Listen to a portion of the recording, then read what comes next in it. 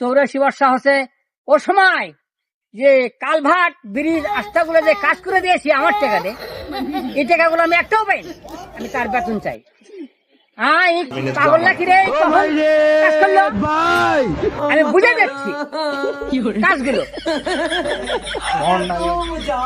তারপরে আমি যখন হাসিনা সরকার গঠন হয়, ও সময় টাকা বানানোর জন্য অনুমতি নিয়ে যায়, অর্ডার করে নিয়ে যায়।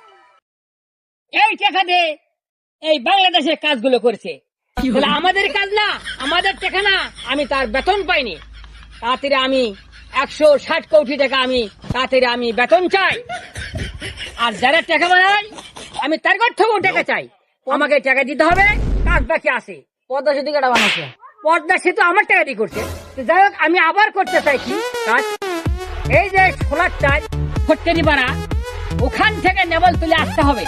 এটা পাকা করতে হবে, মাটি কাটতে হবে। হ্যাঁ, তারপরে ফটকারি পাড়া থেকে সোলারটা রাস্তা করে দিতে হবে। এটাকেও আমি বরাদ্দ চাই।